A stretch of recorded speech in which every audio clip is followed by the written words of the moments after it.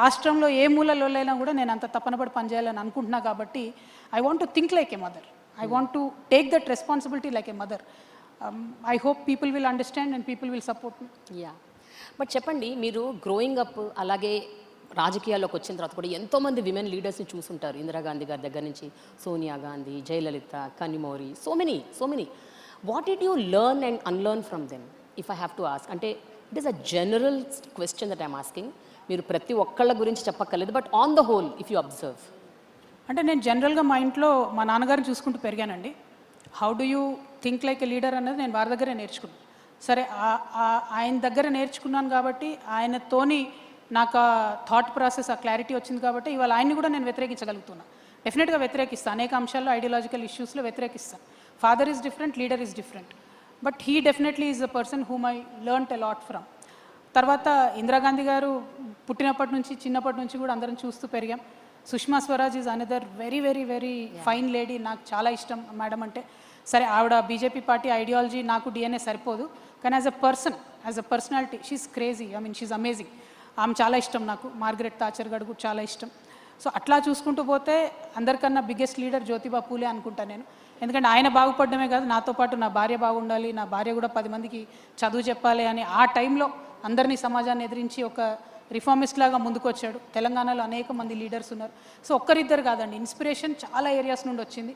చాక లైలమ్మ గారి దగ్గర కావచ్చు, కొమరం భీమ్ గారి దగ్గర కావచ్చు. సో ఈ గడ్డ ఇచ్చిన ఇన్స్పిరేషన్ కూడా మామూలుది కాదు. కాకపోతే ఎంత ఇన్స్పిరేషన్ ఉన్నా కూడా అది యాక్షన్లోకి రానప్పుడు you will never become a leader.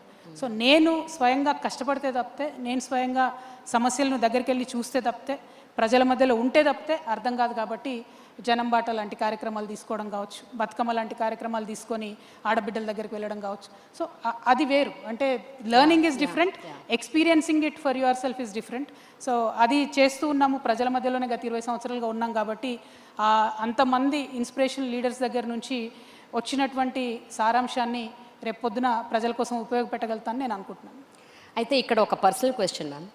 మీరు ఇవన్నీ ఫేస్ చేస్తూ ఎన్నో టర్బులెంట్ టైమ్స్ చూశారు, జైలుకి వెళ్ళారు, చాలా ప్రాబ్లమ్స్ ఫేస్ చేశారు. You had tears in your eyes when your in your lowest of low phases. ఇవన్నీ చూసి యూ టుక్ దిస్ స్టెప్.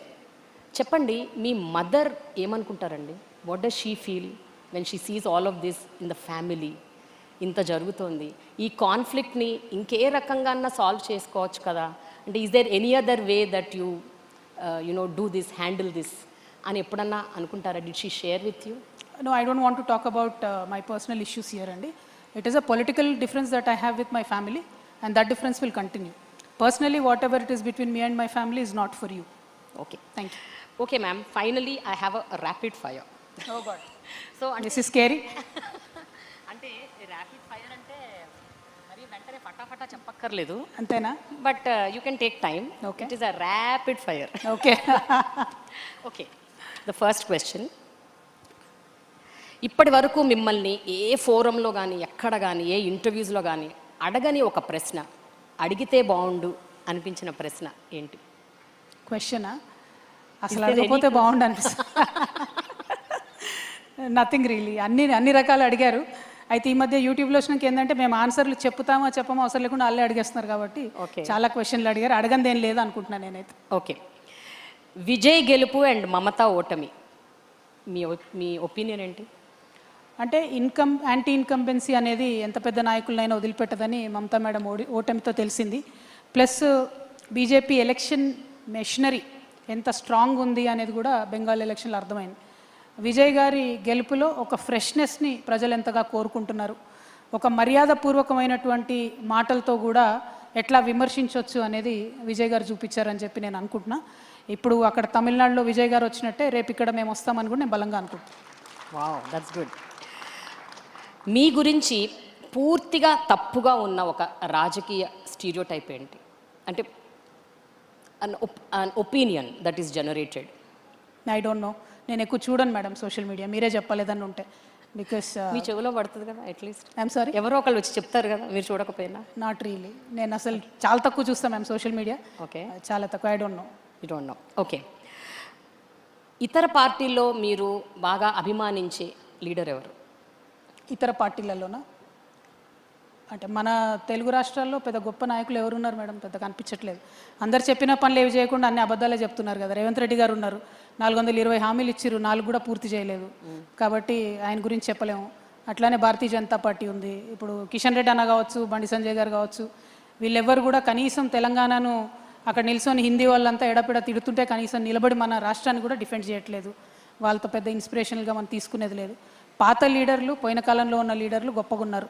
ఒక ఎన్టీ రామారావు గారు బయలుదేరారంటే ఆనాడు తెలుగు ప్రజలకు గౌరవం వచ్చింది దేశమంతా.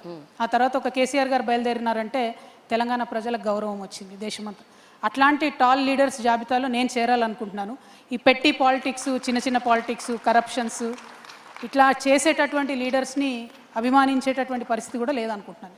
ఒక ఫన్ క్వశ్చన్. ఫన్నా? ఓకే.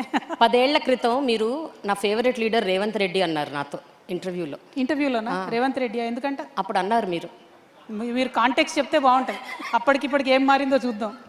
అదే ఇదే క్వశ్చన్ అడిగాను అప్పుడు 10 ఏళ్ల క్రితం, who is your favourite political leader అని. మీరు రేవంత్ రెడ్డి అన్నారు. అప్పటికిప్పుడు మారాడు కదండి ఆయన కూడా చాలా. ఇప్పుడైతే ఇచ్చిన మాటలన్నీ తప్పాడు కదా. ఎస్. ఓకే, పర్సనల్గా పొలిటికల్గా ఒక strong quality of yours that makes a distinct difference with others, మిగతా వాళ్ళతో పోలీస్ చూస్తే. బేసికలీ చిన్నప్పటి నుండి నేను నేర్చుకున్నది ఒకటి మేడం, సచ్చినా కూడా అబద్ధం చెప్పను. అది నాకు నష్టం చేసేదైనా కూడా అబద్ధం చెప్పను. అది నాకు చాలా నష్టాన్ని ఇచ్చింది పర్సనల్ లైఫ్లో కూడా, పాలిటిక్స్లో కూడా. But it's okay, I don't care. ఎందుకంటే అల్టిమేట్లీ ట్రూత్ విల్ విన్ అని నేను బలంగా నమ్ముతాను. మొన్న నా కేసు విషయంలో అదే చెప్పాను, అంతకుముందు అదే చెప్పాను. అనేకమైన పొలిటికల్ ఫోరమ్స్లో డైరెక్ట్గా చాలామంది నాకు శత్రువులైనా కూడా I'm the person who speak the truth. అయితే అడ్వాంటేజ్ ఏంటంటే మేడం, నిజం చెప్తే క్లారిటీ ఆఫ్ థాట్ ఉంటుంది. అబద్ధం చెప్తే గుర్తుపెట్టుకోలే ఎవరికైనా చెప్పాము. సో అంత ఓపిక నాకు లేదు, కాబట్టి నిజమే చెప్తాను. అది in a way advantage, in a way disadvantage అని నేను అనుకుంటున్నాను. సో ఒక అబద్ధం నిజంలాగా స్వైర విహారం చేస్తుంటే సోషల్ మీడియాలో ఎలా అనిపిస్తుంది? ఎందుకంటే మీరు అన్నారు ఆ లిక్కర్ స్కామ్ విషయంలో, ఇది కూడా అగైన్ 10 years బ్యాక్ నా ఇంటర్వ్యూలో అన్నారు. లిక్కర్ స్కామ్ విషయంలో 10 years బ్యాక్ నాకు ఇచ్చిన ఇంటర్వ్యూలో అప్పుడు ఒక మాట అన్నారు, లిక్కర్ అన్నది చాలా బ్యాడ్, ఏ దేశంలో ఉండకూడదు అని మీరు ఒక స్టేట్మెంట్ ఇచ్చారు. అప్పుడు మీరు ఎప్పుడైతే ఆ లిక్కర్ స్కామ్ విషయంలో మిమ్మల్ని నిందితులుగా పెట్టారో, ఇది ఒక మీమ్ లాగా వెళ్ళిపోయింది సోషల్ మీడియాలో. And it was laughing stock అనమాట, విచ్ ఈజ్ ఇప్పుడు నిజం బయటపడ్డది that you are out of it, it clean chit ఇచ్చారని. So when you see such things which is not real, what goes through, how do you feel? Madam ఒకటి నేనేమంటున్నా, మనము ఎట్లా ఉంటామో అట్లా ఉంటాం. దాన్ని కొంతమంది అర్థం చేసుకుంటారు, కొంతమంది సిచ్యువేషనల్లీ వాళ్ళు ఎట్లా చూడాలనుకుంటే అట్లా చూస్తారు. Simple as that.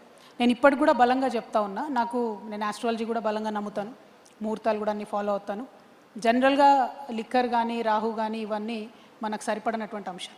కానీ బీజేపీ బై డిజైన్, ఒక వ్యక్తి కేజ్రీవాల్ అనేటటువంటి వ్యక్తి యాంటీ కరప్షన్ పేరుతో వచ్చినటువంటి వ్యక్తి కాబట్టి ఆయనను కరప్షన్ అలిగేషన్స్లో ఇరికించాలి.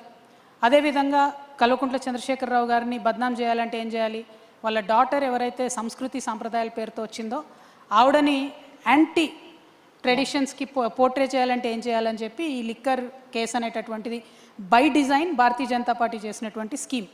దీన్ని కోర్ట్స్ చూసి డిశ్చార్జ్ చేశారు. Madam acquittal is difference, discharge చేస్తూ జడ్జి గారు ఏం చేశారు, నేను ఖచ్చితంగా ఆ సిబిఐ ఆఫీసర్ మీద ఎంక్వైరీ చేస్తున్నాను, it's first time in Indian history. So అంత బలంగా ఈ కేసులో ఏమీ లేదని వారు చెప్పడం జరిగింది.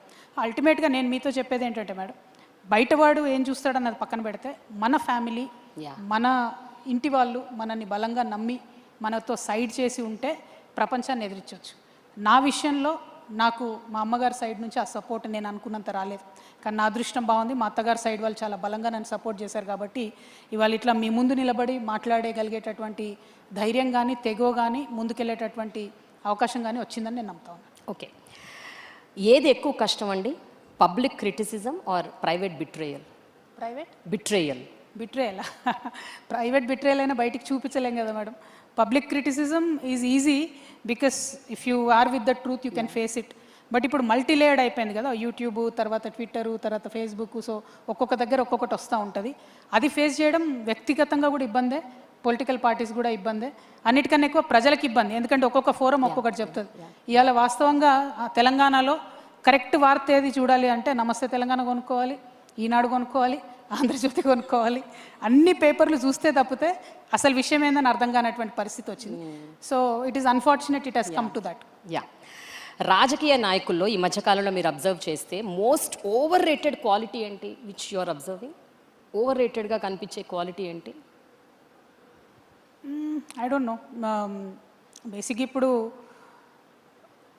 మళ్ళీ చెప్పినట్టుగా రాజకీయ నాయకులు అందరూ కూడా చెడ్డవాళ్ళు కాదు.